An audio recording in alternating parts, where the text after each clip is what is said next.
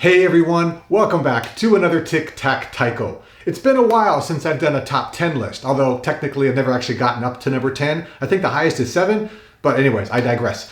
This week, I've got a really cool top 10 video, the top 10 differences between good teachers and great teachers. See you after the break.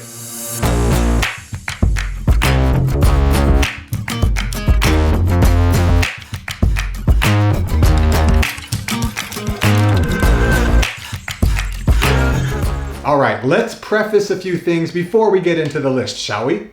First off, this list is based on my experiences, my opinions, things I've observed, things I've heard, and so it's not necessarily the truth, it's my truth. And I hope my truth resonates with yours. Second, as with all of my lists, nothing is more important than the other. The first one is just as important as the last one. I just decided to order them in what felt right in terms of flow. And that's really it. So without further ado, let's get into the top 7 things that separate good instructors from great instructors. A good teacher knows their method. A great teacher knows how they work within that method. There are 3 main ways a person can learn something: through watching, through listening, or through doing. In other words, visual, audio, tactile. In teaching terms, this often is teaching from showing, teaching from talking, and teaching from manipulation, if you were, helping a person move into a position by doing, in other words. A good teacher will know which one they prefer and the relative strengths and weaknesses of that method. So, for example, let's say you have a teacher who prefers to teach by talking, to explain things, and they might know that one of the strengths of that method is that it's really easy to talk about context. For example, if I'm teaching a song and there's a pattern that shows up, say 3 times in the song, I can say, okay, the first time you play this same pattern that happens 3 times, it's really kind of subdued. And then by the time you get to the 3rd round, you really go all out. Simple, quick, easy to explain. One of the weaknesses of this method, however, is when you have language issues. For example, let's say I'm used to teaching adults, and now I'm teaching a group of young kids, and what I say doesn't quite sink in, and I have to figure out a different way to say it.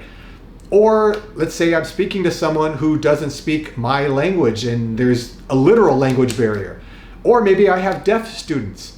This is one of the weaknesses of teaching by talking. And while a good instructor knows that, the great instructor not only knows that, but they also know their strengths and weaknesses within that method. Let me explain. So, taking the teaching by talking again, a great teacher might realize that within that method, they're really, really good at explaining nuance, right? They're just able to say something quickly in one sentence and the students get it. But they may also realize that within that method, they have trouble shutting up, and it prohibits the students from absorbing some of the things that have just been told to them. And so the difference here is subtle, but the teaching by talking method has its own strengths and weaknesses. But a person who's really good at nuance and struggles with not talking is not a weakness of teaching by talking. It's a weakness of the person. It's their attributes when within that method. And that's what the great teacher understands. A good teacher knows about the other methods. A great teacher practices those other methods. The good instructor understands what the other methods are that aren't their preference. Okay, there's the teaching by showing, the teaching by talking. I like to teach by doing, but I understand the other 2. Fine. The great teacher, however, likes to experience teaching in those manners, even though that's not what they prefer. Because as we explained, sometimes you hit that barrier and you're not able to teach in the manner you want, and then you have to teach in a different way. And by having a little bit of experience in those methods, the great teacher can make an easier transition when they need. I remember one experience that was really awkward. There was an instructor who was really good at teaching by talking. The students were doing fine, the talking was helping them along, and then for some reason, I don't remember what it was, the teacher was not able to explain a concept, and the class just couldn't get it, and they asked, would you mind demonstrating this? Can you just show us what you want? And the instructor didn't want to show. They didn't want to demo.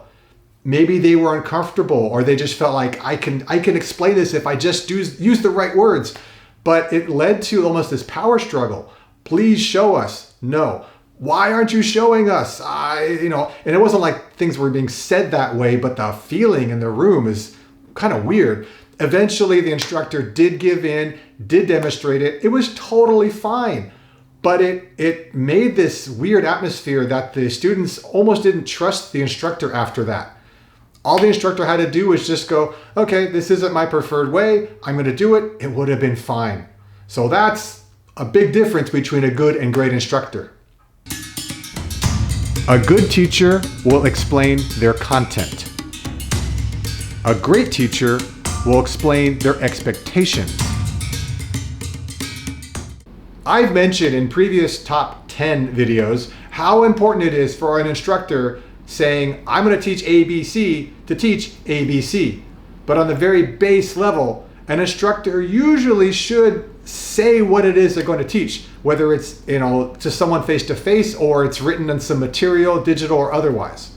But a great instructor will state the expectations for this particular class or this workshop or this series of classes.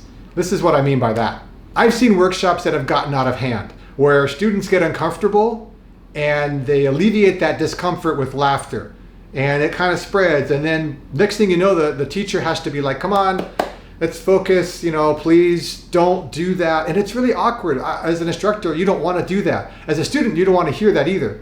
I've also seen workshops where students have been frustrated by whatever the material is. They're not getting it. And they start to tell themselves that they suck. And it's a really hard thing to pull back from. Even when the instructor is like, oh no, it's great, it's great. Students have convinced themselves, no, it's not. So by explaining the expectations, you can alleviate a lot of those problems. You can tell students at the beginning of a workshop, hey, this might make you uncomfortable, but if you trust me, then you'll trust the material, focus on what we're doing, and by the end, you'll be really, really glad you came along with me for the ride. Or some of this might be frustrating. You might struggle, but struggling is okay. Struggling means there's opportunities for growth. It doesn't mean you suck. When you state expectations like that, it's a very thoughtful gesture. It helps alleviate what students sometimes come against. And if you do have to say it again halfway through the workshop, it's more of a reminder and less a reprimand or less condescending. It enters into the head a little nicer. It doesn't have to be super complicated like that either. An instructor can say, hey, I want this workshop to be fun. Take notes when you want. Ask questions when you want. Or something like, there's a lot of material we need to get through. I need people to stay focused. I'm going to save questions until the end. And if you need to use the bathroom, I'm not going to give a lot of breaks. Go ahead and use it, but we're going to plow through.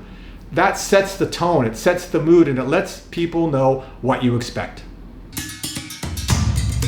A good teacher knows the basics. A great teacher knows the details. Hi, I'm back here because I want to show a basic non-MA drill and explain this point on the list. Let's say you have a really simple drill, right, left, something simple like that.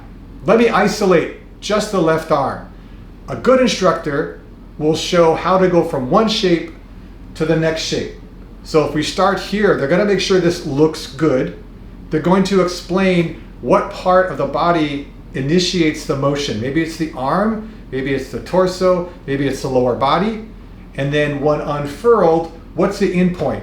Is it towards the audience? Is it parallel to the drum? How high, how low? From one shape to the next. In other words, the basics. Now, the great instructor has a lot more information they can provide. What's the angle of the hand?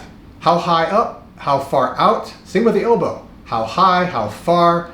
And then if we're talking about initiation of movement, let's say it's the lower body. What part of the lower body? Is it the foot? What part of the foot? The heel, the blade, the ball of the foot, the toe. What starts the movement? And as you unfurl, how far do you go before the next part moves? And then when you're here, You've got the same thing as the basics that the good instructor was talking about. But now, am I looking at the tip of my bachi? Am I looking out the audience? Am I looking up? There's more detail to be taught.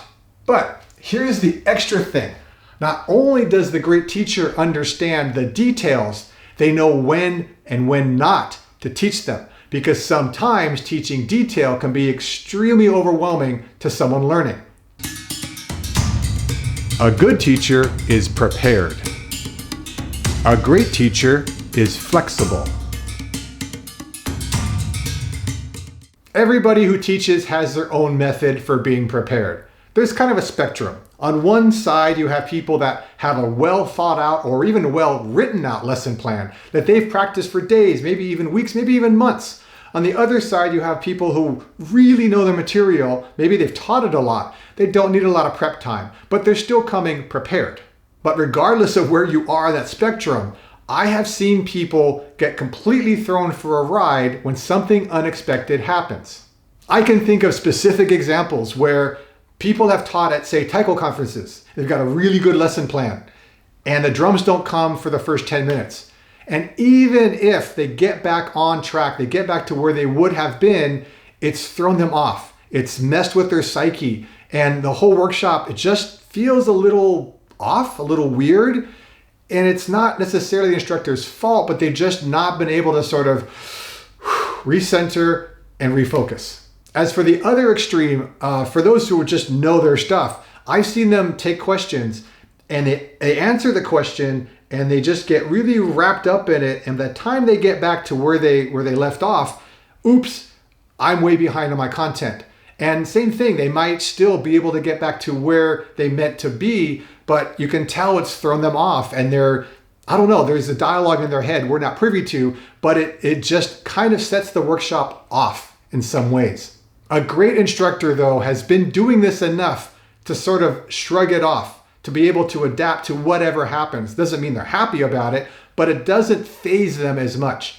Or they come in with the mindset of, I don't expect things to go great, and they just roll with the punches. Maybe a bit of both. A good teacher knows that teaching is an art. A great teacher practices that art. I'm pretty darn sure that everyone watching this has had workshops or classes or what have you by someone who was really, really good at doing the thing they're teaching, but wasn't necessarily good at teaching it. And I'm not talking about just Taiko, I'm talking about anything. And you start to realize pretty quickly, regardless of which side you're on there, that teaching is an art. It's not easy to do. And if you're really good at doing something, you still have to practice teaching it. And the good instructors recognize and respect that teaching is an art. The great instructors then take it a step further and try to develop that art and those skills in teaching. And this could be done in a countless number of ways. I'm not even going to bother listing them here, but it's the pursuit and intention to get better as a teacher for the sake of whatever students come their way. I remember at the World Taiko Gathering in Los Angeles many years ago, I was teaching workshops. And so when I wasn't teaching, I had some free slots and I just wandered from workshop to workshop. And it was the first time I realized this. When I go to a workshop as a participant, I learn what the teacher is teaching. When I go to a workshop as an observer, I learn how the teacher is teaching. And when you hear this, you're like, well, yeah, that makes sense. But it didn't occur to me until I actually experienced it. And it's not like I can't learn one in the other context. It was just very, very clear to me in that moment. And so I made it a point when I'm watching people teaching, especially if it's a video where I can rewatch it, I'll watch for the content and I'll watch for the teaching. And I learn a hell of a lot that way. A good teacher teaches. A great teacher learns. I was thinking about how this sounds on the surface. A good teacher teaches. A great teacher learns. And it sounds like something you would see embroidered on a pillow next to live, laugh, love. No. Let me explain. So you've probably had classes or teachers where someone teaching has the mindset of, well, I'm the teacher, therefore you are the student. I'm going to teach and you're going to learn. And it's a very one-way direction of information. Okay, it's not the worst thing in the world. There are teachers who do well that way. There are students that respond well that way, so I can't knock it. But the great instructors, they understand that there are always opportunities to learn. You can't predict them, you can't plan for them. If, as an instructor, I say, okay, this is the only corridor I'm going to be in where I learn, because I teach here and I teach here and I'm not going to learn in those, I am limiting opportunities for learning and I am limiting opportunities for growth. Once I limit my opportunities for growth, I stop growing. And a great instructor never, ever wants to stop growing. And this is where the information flow isn't just going one way, it's going both. And both parties benefit from it. All right, so there we have our list of the top 7 differences between good teachers and great teachers. But you may not be feeling like this is super relevant. I mean, maybe you don't feel like you're a teacher, but I've said this before and I'll say it again. Sooner or later in Taiko, you will teach. You might take a group of students and get them up to speed on a song, or even simpler, you might help someone with a pattern they're struggling with. Congratulations, you've taught. You don't have to own a dojo or lead a group to be a teacher. Teaching is everywhere. We do it every day outside of Taiko. Can you imagine that? But what's more, even if you never taught, let's say you've never taught, you never will teach, understanding the differences between good and great teaching will help you recognize those qualities in people that teach you, your instructors or workshops you take or whatever it might be. And when you recognize those great teachers, you're more likely to invite them back to your group or to take workshops with them. It benefits them, it benefits you, it benefits the community at large. Also, by no means is this list exhaustive.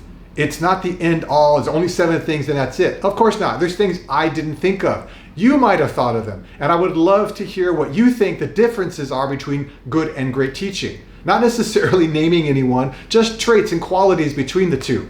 And so, until next time, keep on practicing and be well.